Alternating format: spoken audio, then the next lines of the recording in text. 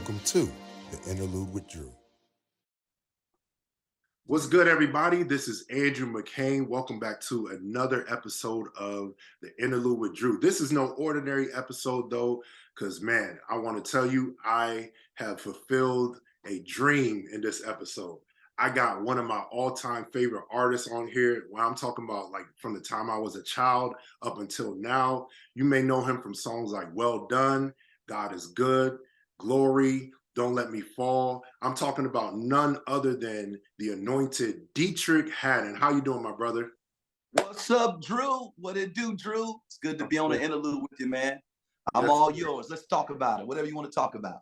Yes, sir, man. It's truly an honor. So I must say thank you just from the start, man. Thank you so much for being a part of this. Man, it's my honor. I've been seeing what you're doing here with the Interlude, man. And I'm honored to be a part of it and what I can contribute to it. I'm ready, man. Absolutely. So we're going to start all the way at the beginning. So you come from one of the most musical cities in the entire world, which is Detroit. All right. And Detroit! Yes, sir. Yes, sir. So what was it like growing up in Detroit? Like you come, it's so many legends that came before you, and you came like probably a generation or two right after a lot of these legends that came out of that city. What was that like? When I was coming up, man, it was like the atmosphere, man. It was the music notes in the air, man. It just felt like something could happen, man. If you were talented, like it could happen for you too. It was the same energy that was happening with Motown. You know, artists was getting signed off the street, man. They would walk into Motown, and if they were really good, if they practiced well, they could get signed by Berry Gordy and all of them, man. And so the energy, that's way before me, but I'm just saying, like, the atmosphere in Detroit, when I was coming up, we believed, because we seen superstars come from Detroit, whether all the Motown stars, whether Smokey Robinson, whether Steve, the Supremes, you name it, Marvin Gaye, you know what I'm saying? We knew where his house was. I would walk past his house and go to school every day. So we believe that's Marvin Gaye's house. That's Mattie Clark's house. The Clark sisters live over there. You know what I'm saying? The Winans are down the street. Yes, and sir. The crazy thing is, I went to Mumford High School. Mumford High School, man, guess who went to Mumford? All the Winans brothers, Marvin, Ronald, Carvin, Michael, all of them went there. BB and CC went to Mumford. All of Commission, yes, Fred Hammond, Mitchell Jones, Carl Reed, all of them went to Mumford. Who else? Witness, Lisa Page Brooks went to Mumford. Twinkie. I mean, and just walking through the hallways, man, it was like you knew that you could accomplish something, and you knew you had to do it. You couldn't drop the ball. If the ball wasn't given to you or the opportunity was given to you, you had to make a slam dunk, you know? So that's how I felt whenever I walked in the music room. It was room 123, Miss Jackson. Her name is Miss Thompson now. She's still alive. We love her dearly.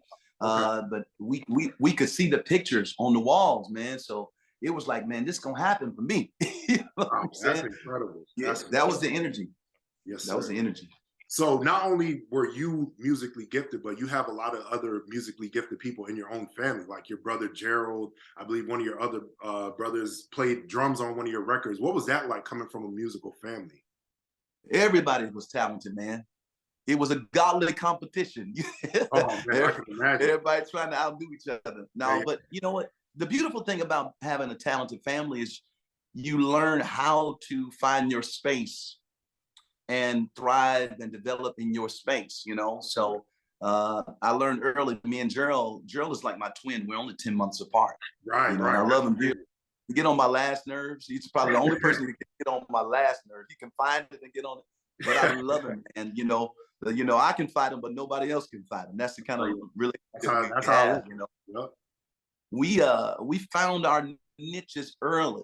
I remember my dad having us sing a solo at church for some reason. We sang, I don't feel no waste time. Okay. You know, I come to find where I got it from. And before I knew it, I was down the aisle, walking and sliding. Really? Nobody knows me, what the hell will be. I mean, I was going into church going crazy. And I was looking to the side. Yeah, I was looking for Gerald. He's still back there. Oh man, said, get over here, man. We rocking this place, Doc. We rocking the church. You better come on. He's back there. No, man, no. And so that's when I knew, you know, the microphone was my gift. A room. I'm not scared of a room. You know, early I can handle a room. I don't care how many people is in there, big or small. I can handle the room. That's my gift. Gerald, we both started out getting organ lessons. Okay. And it just didn't interest me. Oh, okay, okay. I had, I got my few chords and I do enough to write my music. Yeah. After that, I'm not interested. I'm just like, I need the microphone. Give me the mic. Got you. And so Gerald just began to thrive, man, and just just playing. He could play for a whole service, and no matter what they sang, what key. Have you tried, Jesus? Yeah. I'll be in the other key while they're playing. I said, y'all better play my key. Right. I said, as long as you in this key, you all right until Gerald get here. Right. Yeah. But that's his gift. And so my little brother David, he plays the drums. He played the drums for everybody. Rihanna, Kendrick Lamar, he's been on tour with everybody. Now he's pastoring in Detroit. So, so we all just, Clarita, all of us, we just found our spots. And that's it. No competition. We worked together, and that's how we were able to start making records together, That's amazing. That's amazing. So around that time when you are realizing that, I have this gift, I can control a room, I could do something with the mic in my hands. You were not only singing, but sometime around then you also realized that you got the calling and the gift to preach as well. Around what time did that happen? I was singing before. I was preaching. I preached my first sermon when I was like 11 years old. Got you. And so, but I was preaching. We always been singing. Singing. Just everybody singing. The roaches was singing. The cats, the dogs. So singing was the thing, But I heard God's voice by myself in a room in my bedroom, like somebody talking to me, like an audible voice, like literally, like I'm talking to you. Like you got to preach. That's your calling. You have to preach and sing the gospel. That's your job. Wow. And I ran and told my mother, somebody just spoke to me. God just spoke to me and told me I had to preach. Wow. And my mother said, oh, you got to preach. My mother's so deep, though. She'd be like, all right, I'm going to get your robe. You got to get up and preach next week. I said, next week? No time. Next week? Oh, man. She didn't waste no time. That's crazy. That's amazing, though. So you heard an audible voice just like Samuel. Wow. That voice been with me ever since, man. Is that the voice of God comes to me whenever I have to make pivotal major decisions in my life. Okay. Always. It don't happen all the time, but I can tell you many moments when I needed to know what God was saying and he wanted me to make the right move. I would hear that voice. And when I hear the voice of God, it shifts everything that I'm doing. Wow. It stops, it shuts down everything. My focus becomes on what I just heard the voice of God saying. Yeah. And that's how it is with me, Yep, that voice been following me. Man, I love that. So what was your first experience with recording music? Because you're going around, you're singing at church. I'm sure you're singing at other churches as well around the area. What was your first experience with like seeing how it's done? Seeing how it's done. My first studio session, live recording that I've ever done that was released was with Young Artists for Christ with Michael Brooks. I remember that. Okay. Yeah. I remember seeing you in the picture. Somebody had pointed it out. Yeah, I was on that, and I was on the Ron Waters Family and Friends, the first record. Okay. You'll see me in the tenor section. Yes, sir. Yeah. But my first recording session was Mike Brooks, Young Artist for Christ. He took me in the studio, and with Park Stewart, and it's out there. It's called Choice to Rejoice on Young Artist for Christ. That's my first recording. Wow. First time I really could. It's not my first recording, but first release.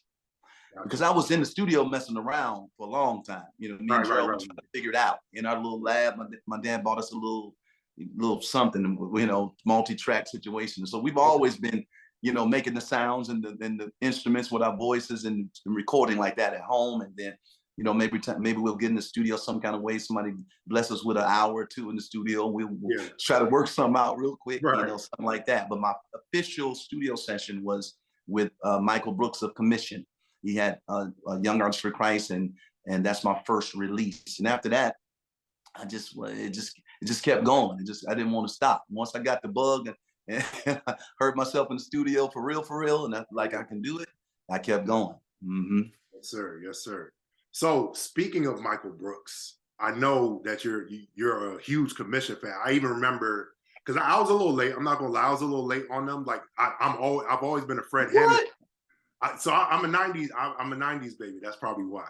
But I've always been a Fred Hammond fan. But when they came back together, that's when I became a fan. I remember seeing you in the commission reunion video, like when Fred was testifying right before King of Glory. I was like, oh, there's Deitrick. So Oh yeah. can you talk about how much of an influence they had on your life? Man, I don't miss nothing. Like the live recordings and reunions and stuff like that. When I was in Detroit, I was front row, somewhere in the middle. Even Yes, with the sir. Clark sisters, bringing it back home. Oh, okay, When they okay. did, I know, boom, boom, boom, Yeah. my redeemer living, boom, Oh, yeah. boom. I jump when they said, boom, boom, yeah, yeah, yeah, yeah. We was right there going Hey, missed crazy, that man. one. It was crazy.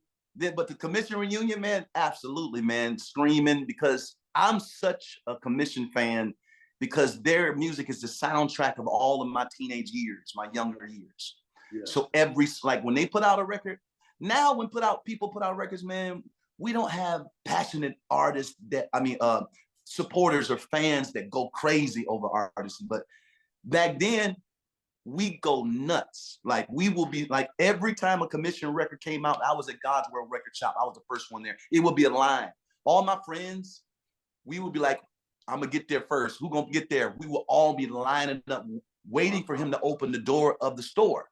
But now, we don't get music from stores. We get it from online, iTunes. But it's not the same. It's not the same. It's not the same, man. But you could feel the energy of the fans. It was like at the store. It would be lined up, or autograph signing or something like that, man. I'll be right there, man. And like, because they were just incredible, man. I was just telling Fred the other day, we were talking, and he was giving me some backstory on commission. But I told him, I said, Fred, your first song was "Who Do Men Say That I Am?" If y'all don't know this song, look up this song, man. Yes, sir. He said, Deitrick, that's the first song I ever wrote. I said, if that's the first song you ever wrote, that's a great start. Just crazy. I started screaming on the phone like, man, that's the first song you ever wrote, bro. I didn't That's know. like, you're an alien. You're an alien. Right. Because I remember when I needed to hear something different. I remember everything was just choir driven in Detroit at the time. And in gospel music, period, it was, Keith Pringle. It was a lot of choir music, even John P. Key. It was a lot of that. Yeah. But I wasn't really that choir guy. My voice was different. And I knew there was something calling me to a different sound. Right. And I needed to hear something different, man, and see something that looked different. So when they came out, man, with their haircuts sloped up, the stuff we doing right now is what they did way back then. Very early 80s. Yeah. Super. Like they were like aliens, man. And that song, "Who Do Men Say That I Am," changed my life. It's a slow song. Yes, sir. But the way it was arranged and the lyrical content, the way the scripture was laid out, every note, how it was layered, it just blew my mind, man. That was my song. And it kind of unlocked something in me. Wow. Man, we could go there. Like it could sound like that. So it changed everything. I remember listening to all the Clark sisters' music. Their arrangement, just the way they arranged things, Twinkie, it just changed everything. So Detroit had this certain sound, man, that was coming out of Detroit, like was crazy. And I'm just really a son of that, to be honest with you. I pull from all of it, even now, like when I'm doing something, because I still don't hear a lot that can beat that. No, not today. No, that's true. So I'd be like, okay, I could pull from something old to still be something new to this generation. You know what I'm saying? That's true. So, yeah. That's very true. Yeah. Now you got to tell me when to stop talking, Doc, because I'm a preacher. No. I love it. I love it all. I love it all. Like, you give me great information. I remember I even saw a video of a Clark sisters concert. I don't know if it was early 90s or late 80s, but you and Gerald were in the balcony. I remember seeing y'all. I was like, wow. So y'all was definitely at every event. That was me, man. If you listen to the live recording, you hear that part when they were saying, "You made my day." The crowd was saying, "Wow." That was us. Oh, okay. Wow. We added our little part on their live recording. They kept it on there. Wow. So the whole crowd was like, "Wow, you made." It was going crazy.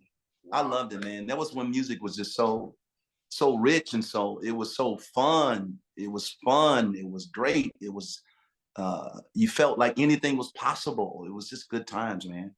Yes, sir. So in that vein, when exactly, because it was kind of recent, when exactly do you think you feel like things shifted? And, because we're saying it's not exactly how it was before. And how do you feel about the way that the climate of like gospel and Christian music is right now? Well, that's a deep question because I believe it's layered. It's a lot of things that have brought us to this place, whether it be radio, just gatekeepers not being allowing themselves to explore new sounds and play it, because you can produce something fresh and new, but if the radio announcers are still stuck on James Cleveland, then what can we do? Yeah, yeah. And so that's one thing. And then we whenever somebody comes out with something innovative and creative, we like to judge it before we support it. So you got a lot of artists that are afraid to.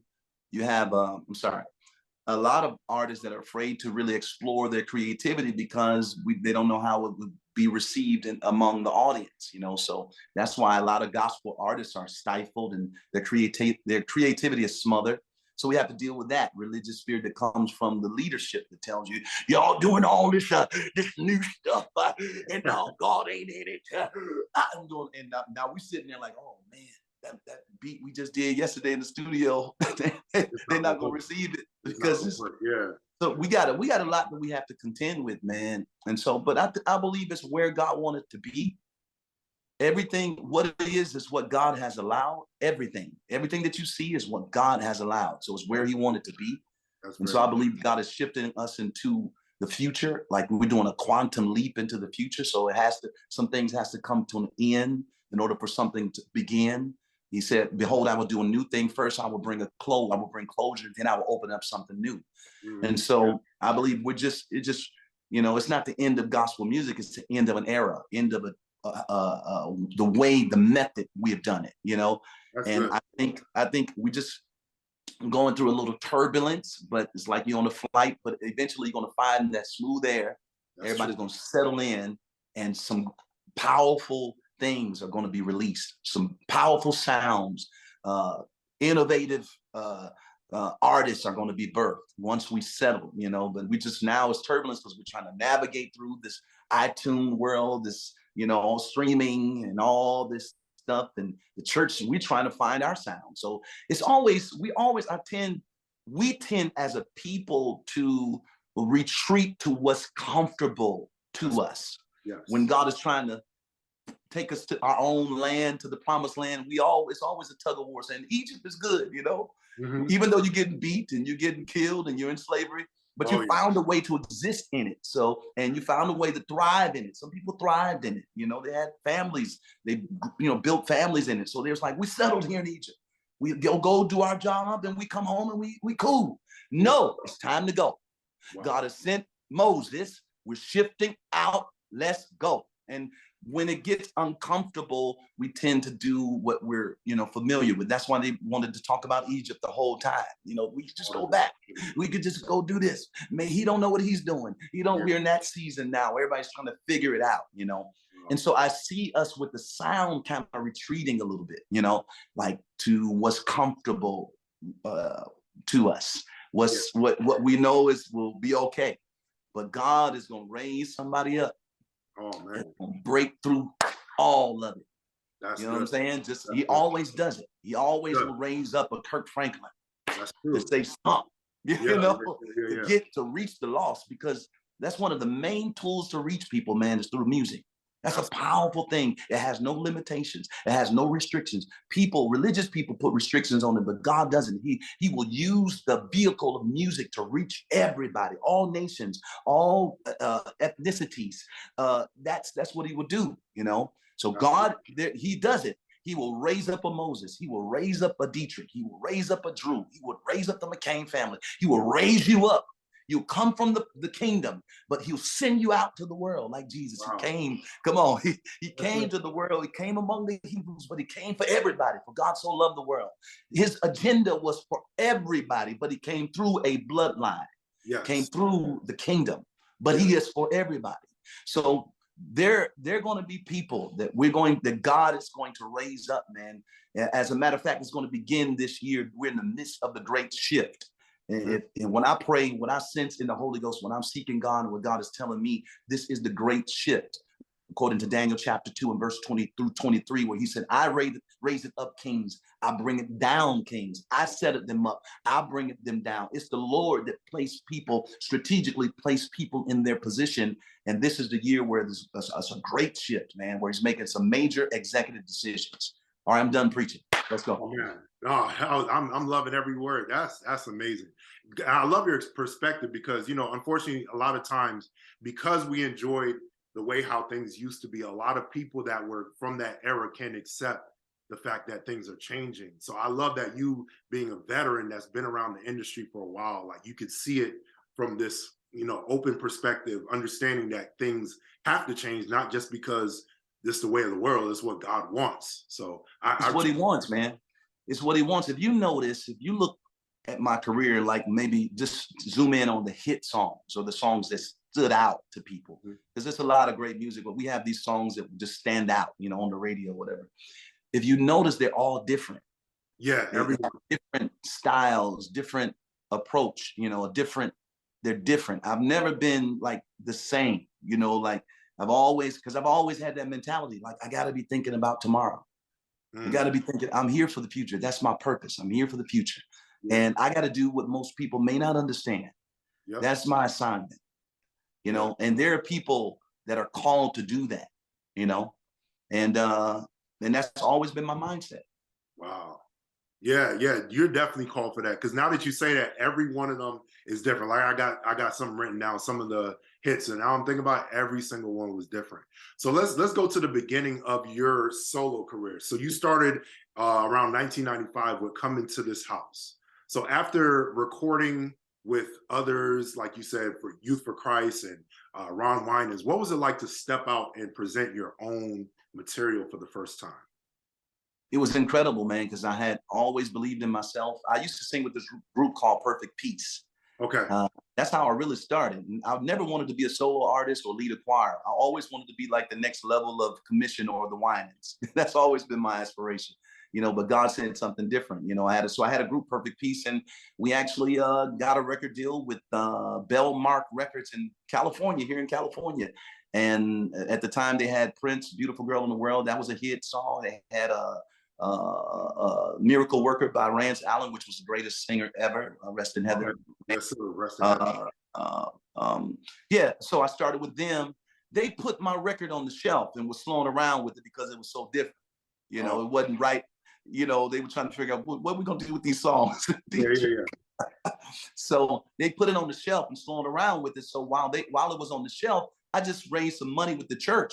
I needed $8,000 to do the live recording, and we did it. The church raised the money, and we had Super Sunday. That Sunday morning, we recorded my dad's album. Wow. And that night, we recorded a record called Chain Breaker.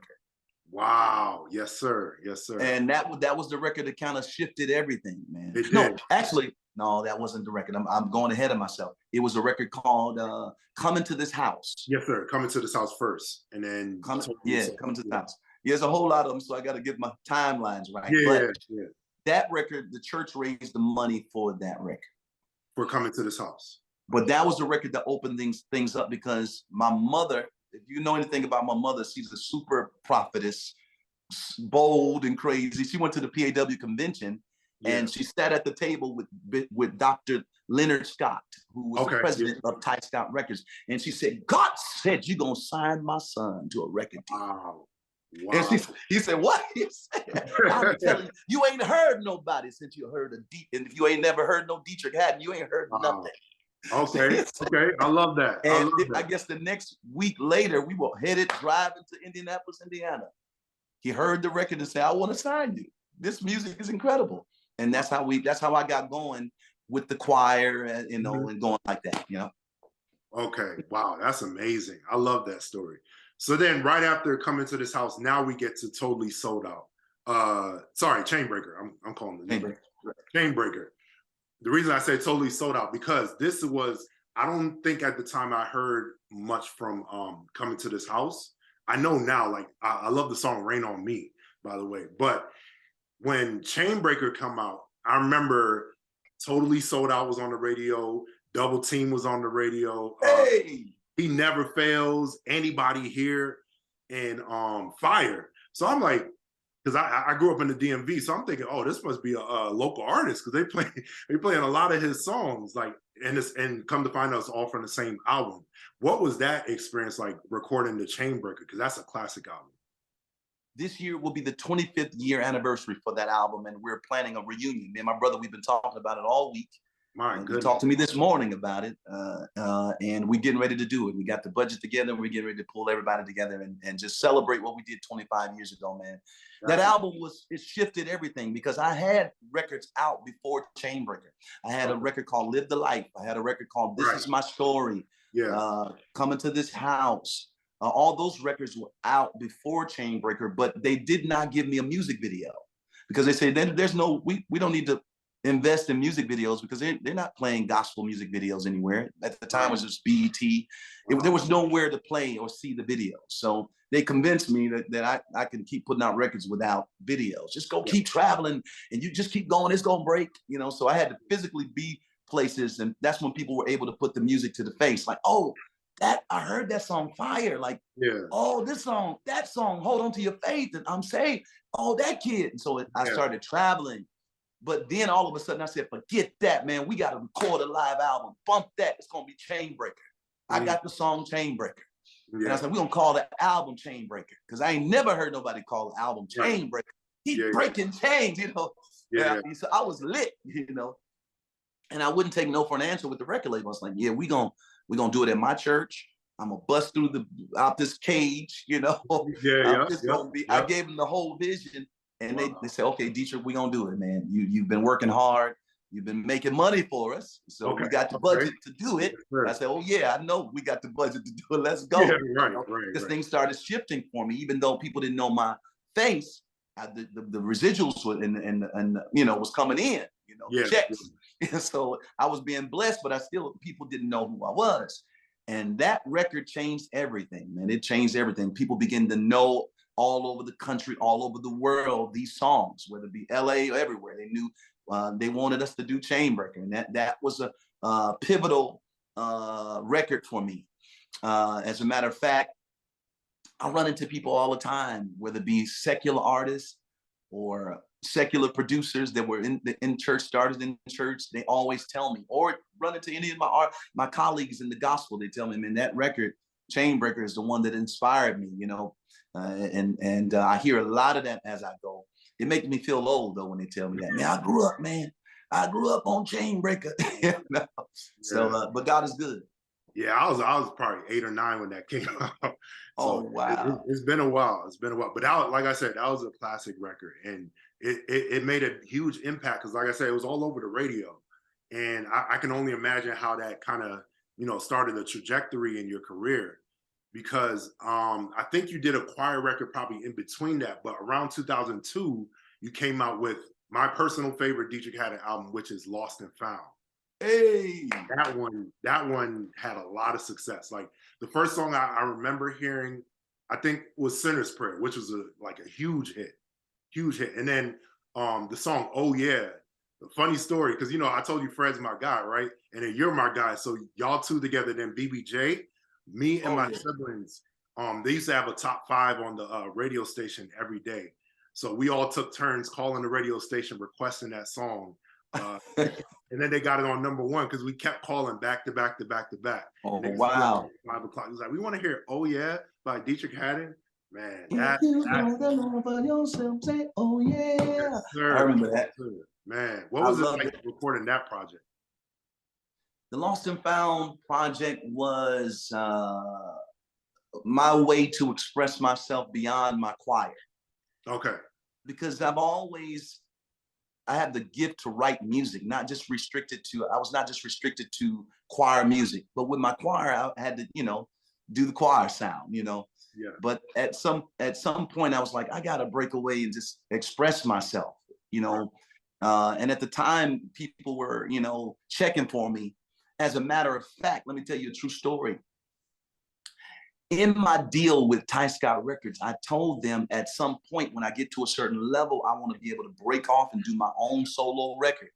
Okay. And there, I say, put a clause in the contract where I can pursue and execute a deal with another record label Oh, that's outside of the gospel field. Yeah. And it came to that point where my career just blew up to a level where people were checking for me outside of the gospel space. Yeah. So I remember my attorney at the time, Ron Stewart, took me up to Atlantic Records. Mm-hmm. He said, man, Atlantic Records. I mean, all the major record labels was trying to sign me. They were interested in gospel music. And I guess somebody told him, this guy, you're going to check out this guy, Deitrick Haddon. He crazy, you know. And so he took me up through all the record labels, and he took me to Atlantic Records. Atlantic have everybody, all the major, Brandy at the time was hot, you know, just a lot of artists. And the president at the time, well, he's the A&R guy. His name was Craig Coleman. I walked in his office. He had all my CDs, Live the Life, This Is My Story, Coming to This House, he had Chainbreaker all on his desk. Wow. He said, man, you don't know, I know all of your music. He's a Jewish guy. Okay. He said, man, when I walked in there, this guy said, man, I know all of your music because I was a DJ.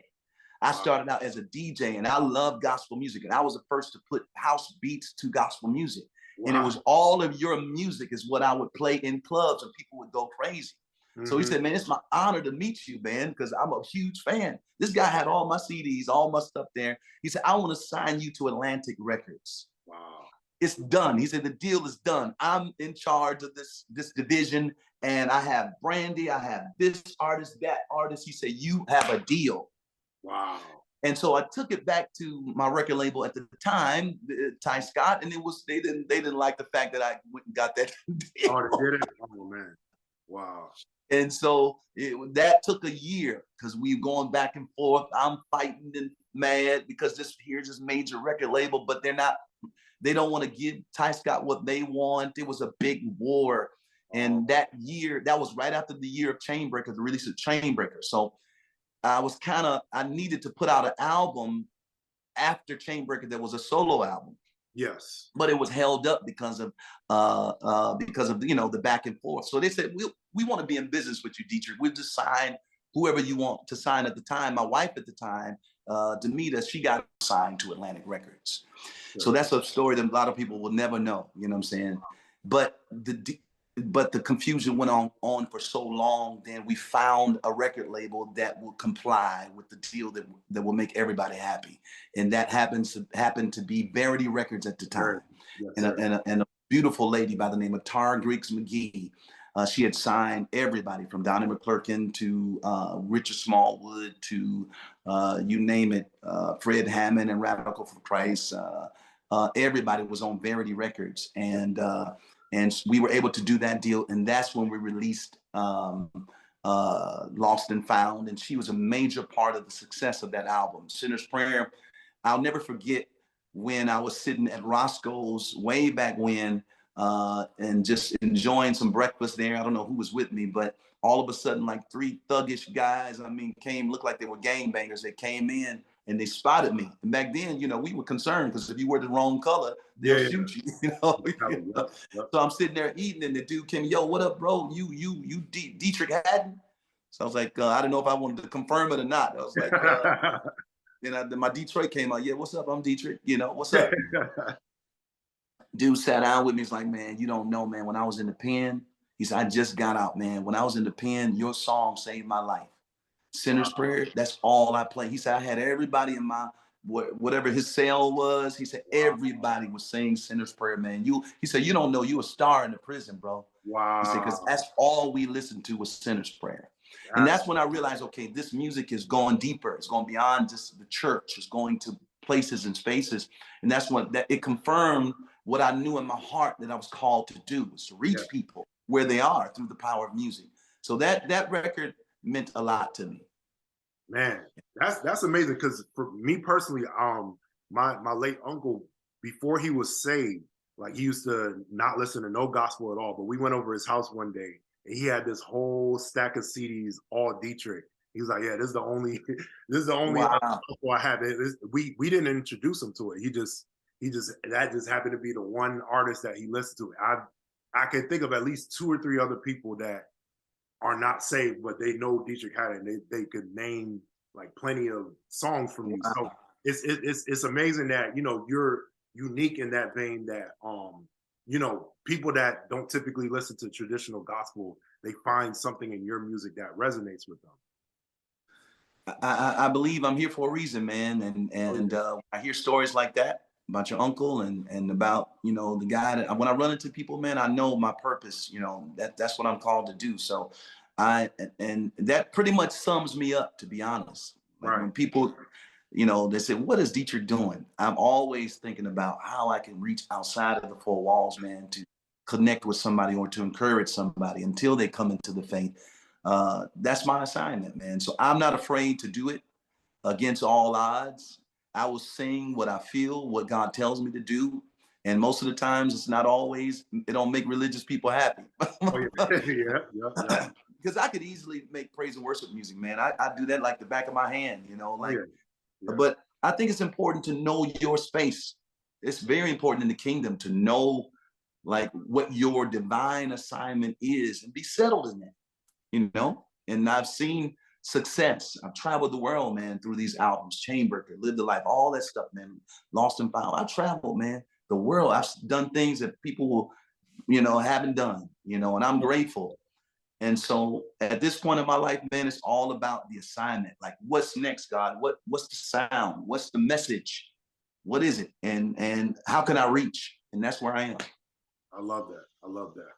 Yes, sir. So after that, I believe this is the very next album, solo album, I would say. So speaking of Verity, I remember back then the internet was fairly new, or at least like access to the internet was fairly new. So there wasn't a whole lot of websites. We didn't have YouTube or nothing like that. So I used to go to the Verity website a lot.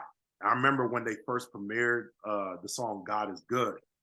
I played that song back to back to back to back. I was like, man, this sounds incredible. Like, I love this song. And that was the first single off of Crossroads. So that was for me. Then in Crossroads, once we got the album, my dad, I remember we used to go on trips, and he had a habit of playing a song with, like, he didn't care. He would play back to back without, and we're just sitting in the back like, Right. the song was "I Don't Want to Let You Go." Oh, And he loved that song. I bet if I play it today, he'll tell me to play it again. But man, talk about Crossroads. Yes, sir. I remember that song, man. I remember when I first wrote it. Man, wow. That's a powerful song. I was in Maryland at this huge church, man, and the glory of God came in there like a cloud, man. We talk about it to this day. And man, it was like a mist came in, man. It was crazy. The Shekinah glory came in that room, like for real, for real. Yeah, yeah. And it was smoking. It didn't come from no smoke machine. Yeah, yeah. And I just started, and Cordell held a chord. Okay. And all of a sudden, I just started singing, now that you're here, boom, I don't want to let you go, boom. No wonder. They just flow, Wow. I don't want to let you go, boom. I don't want to let you go, boom. I said, let's go, boom. Now that you're here, boom. I don't want to, man. And it was a wrap from that point on. And I said, man, I got to record this. And the actual recording don't really capture what you felt. I was like, man, we should have recorded today. Wow. I said, man, we should have recorded that moment. Man. Because it was almost like what happened when we worship you in the spirit. I did that on the spot. Yeah. Oh, okay. Okay. Wow. Yeah, man. Yeah. And but now that you're here, I don't want to let you go, man. I love that song. That's one of my favorites also. I have my favorite, but that song is because I know where it came from, you know. Man, wow. To hear the story behind that, that's amazing. So speaking of your favorites, so since you went there, I would love to know, what are your top 3 Deitrick Haddon favorite songs? Like, what are your that you released? It's songs that people probably won't say that ain't my favorite. That's how like it is. One of my You write songs and you feel like you have a personal favorite and people resonate with something else. Every single song is my favorite, to be honest with you, because I record like 50 songs on each album. So I record like 50, 60 songs, and only the cream of the crop that I think is going to work for the theme or what I'm trying to say at the time, those songs make the album. If you notice all those albums, I had like 15, 20 songs, you know, I have a lot of songs on there. So I'll be going back and forth with the label. They want this song. I want this song. They really want this one. I say, I don't like that one. So we just, I like to do a lot of songs so everybody can be happy. But if there's a song called You Are My Strength. Yes, sir. Yes, sir. That's on the Chainbreaker album. No, not Chainbreaker, Lord Jesus. It's on the Church on the Moon album. Yes, sir. Yes, sir. There's something about that song that does something to me. There's another song on the Red album, because that album means a lot to me. It didn't really connect with a lot of people because of what I was going through at the time. So I could tell, but it was what I needed to sing my way through some stuff. Yes, sir. Because I went through some stuff, man. Oh, yeah. And those were the songs that I sang my way. I had to go to the studio and just record, But there's a song called Sweet Jesus. Yes, I was hoping you said that. There we go. Yes. The Only Living God. Yes, sir. I would play that song, man, and ride through the streets of LA and just cry, man. Wow. When God gave it to me, it's my heart's cry. Like, I got to get myself together, man. So I would say, Sweet Jesus, God of mercy, God of grace. And I would cry. To this day, man, I can't really, if I listen to it twice, I'm gone. I'm out. I can't listen to it a third time, I'm bawling down. Yeah. Because it takes me back to the moment, But outside of that, I mean, what else? Sweet Jesus is my favorite. You Are My Strength is my favorite. My favorite. It's a lot of songs, man. It's a lot. And you release like on a good, consistent basis. So there's so many albums. Yeah, it's a lot of music. It's a lot of music. I don't want to disrespect any of the other music. Yeah. You have your main songs that people love, but it's a lot of songs in the record, when you dig in the record, that really resonates with me. One thing about gospel, they'll get on one song, just ride that for the whole year. When I'm like, man, this is a whole nother, you need to, another song is my favorite is A Billion People. Okay, yeah. Because it speaks to my assignment, Oh, yeah. And it's my heart, songs that really reflect my heart, those are my favorite. Yes, sir. Because I can sing it right now like it just came out, and sing it with passion, So yeah, that's one of my favorites. And another great thing about you is if you sing some of those songs from early on right now, you'll sound like you did back then. Like, what is the secret to maintaining like the voice? Like, eventually people get a little older, their kind of range falls off, the quality of the voice is not exactly the same. In my opinion, you sound exactly, of course, you've matured and gotten better over time, but like all the things you could do back then, I feel like you could do now. Like, what's the secret to that? I think, what's the secret to that? The secret to singing? I don't know, man, to be honest with you, man. Something happened to me about 10 years ago. Like, this is a deep story, right? If you listen to all my earlier records, you don't hear me hitting them high notes like that. Yes. Yeah. Yep. Like, if you really follow my music career, you say, okay, Deitrick is now singing up high. I noticed that. I definitely did notice that. He's controlling that up there and then coming down, Something happened to me, man, when I was going through all that hell, man, and people had a lot to say about me, man. I mean, they were saying everything, all manner of evil, some things true, most false, some true. Yeah. Because nobody's perfect. I've always been in the spotlight, and I had to live my life out loud. And I've always been in front of people. So, so I guess my failures were out front, And there was a time, man, I said, I don't know what you want me to do. Like, I've been doing this all my life. I've been inspiring people through music, preaching the gospel since I was 10. You told me, like, I don't know, but this wasn't in the equation when you called me to preach at 10 or 11. Like, so what do you want me to do? These people, they don't believe in me like that anymore. Like what am I doing? Like, and man, I did what I know best. Seek the Lord. Yes, sir. And that's the honest to God truth. I'm not trying to be deep, man. I believe in prayer, man. Yeah. When everybody didn't believe in me anymore, nobody was calling me to do anything, I was on my face. Like, this is how it started. this is how it's gonna have to end. Wow. Period. Wow. Yeah. And man, something unlocked in my mind and in my spirit and my gift. Mm. I was in front of a crowd, man, just singing my heart out till I couldn't sing no more.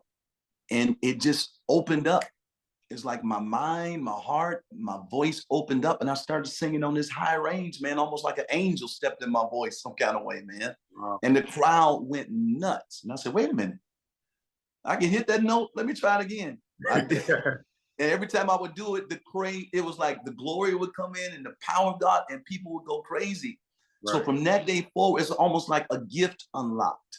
It's like my voice unlocked. Wow. I believe that to this day, man, that God rewarded me because I was seeking his face in the toughest time of my life. Right. And now I can't stop singing high notes. Oh man, we love it though. We do love it. It's funny. I did notice that. Because if you go to the earlier records, you weren't singing that way in the high register. And all of a sudden, wasn't doing that, man. Wasn't doing that. The Lord has kept my voice, man. He's preserved me, man. I haven't seen any decline in my vocal ability. As a matter of fact, if you listen to my records, it's increased. Like my ability to do certain things increased though, because I wasn't singing like I was singing, like how I'm singing now. Back then, you listen to the records. It was straight. It was a pure sound because I kept it was all within a certain range. Range different, more feel. Now it's different. So God is good, man. I'm gonna ride it till the wheels fall off. Yes, sir. Yes, sir. So really quick, I want to talk about a couple albums that I feel like at the time really connected. So there's one that you had with LXW is a choir record, but man, that was a dope record. Like, did you record that in LA or was that in Detroit? It was in LA. And that album was incredible. I agree, man. It's one of my favorite albums that we were able to do. My favorite song on that album is Just Like You Said He Would. Okay, with your sister.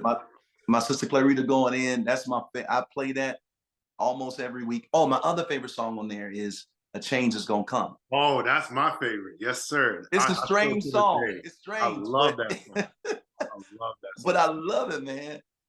Man, it's I don't know if it's the changes, the way how y'all was singing, like when it changed the keys from the verse to the hold on. Man. Got to hold on. Yeah, I love that song. Yeah, then it goes back down, then the chords on the vamp. Yes, sir. Yes, sir. Change gonna go. Yeah, I love that song, man. That's one of my favorites. Yeah, that album is incredible. Yeah, incredible album. And Gerald helped produce that as well, right? Yeah, when Gerald connect with me, man, it's something special. It's magical. I agree. It really is, man. Whenever my brother, me and Gerald and David, when we come together, it is something unique. You can tell that we're supposed to do this together, Absolutely. Yep. Yeah. So, and the other album I really love is the Hill City one as well, with Glory and songs like that on there. I love that album as well. So it's like you have a career with choirs and then you got a solo career, and both of them are great. Yeah, I've never wanted to restrict I've always loved choir music. Yeah. And I had a deal with Ty Scott Records. So I would do, if you notice, I would do simultaneously, I would keep the VOU, then I would do the solo stuff. Right. So I would do Lost and Found, and I did another record in between there, then Crossroads, and another record in between there, then 7 Days, and then Together, then we hit Together in Worship. Okay, yes, sir. And that's where Hes Able was. That's where Hes Able was, but that was still on Ty Scott Records. Oh, okay.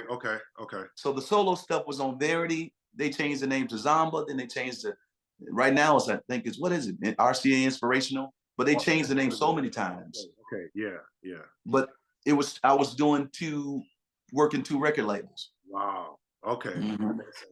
That makes sense. Speaking of Hes Able, probably your biggest song. Like that's a song that if you sing it in a church in 2023, the church is gonna go up. How did you write that song? Man, my family here to pick me up to take me to get my hair cut. But let me say this. I'm gonna close it out with this. So can we do part 2 next week? Absolutely. Yes, sir. Hes Able. Can you believe this, Drew? I was walking around singing that melody for 5 years in my heart to myself. Wow. Literally 5 years singing, God is able to do just what he said he would do, to myself. Man. And I sang it for somebody, ain't gonna say no names. But they're like, yeah, you got better songs, man. You know what I'm saying? Wow. And I was like, yeah, I got songs, but there's something about this song that I can't shake. And it's been in my spirit for 5 years. Yeah. And when I had the opportunity to record it on Together in Worship, we knew it was a hit when we were in rehearsals. Okay. We knew it. The glory of God would come in. People would cry, get delivered from that song. Wow. And I knew it was something special. But the thing is, not the problem, but the blessing is I had to divide it out to all my friends because it was Together in Worship. So to this day, I wish I recorded the original version of it. By yourself. Yeah. I gave it to my brother. I love him, Darwin Hobbs. Yes, sir. Yes, sir. Yeah. And he did an excellent job. He did an excellent job on that song. And so, but yeah, that's probably one of my biggest songs to date, because it's been sang in all different languages all over the world. People love He's Able, man, and they sing it like it just came out yesterday. Exactly. You know. So I thank God for what he's done in my life, man, in my career. And I thank God, man, to be able to talk to you and someone that knows, you know, you've been following me, man, and you know the music, you know the timelines, you know. You remind me of myself, how I was a supporter of the Winans and Commission, man. I knew timelines, I knew everything. I knew the songs that most people didn't know, like, you know, that blesses me, man. People don't know how I used to play the Winans at Carnegie Hall every day when before I left school to go to school, and when I came home from school. That's all I listened to. That's all I watched on the VHS, you know. And to hear that people, you know, really took Chainbreaker like that, it reminds me I sowed that seed into the Winans, you know.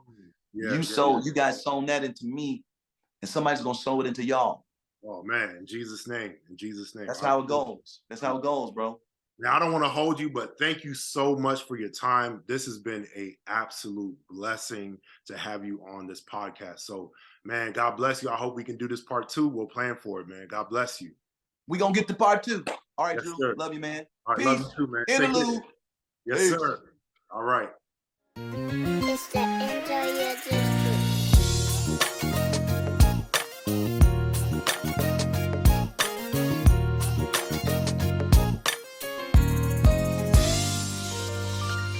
Welcome to the Interlude with Drew.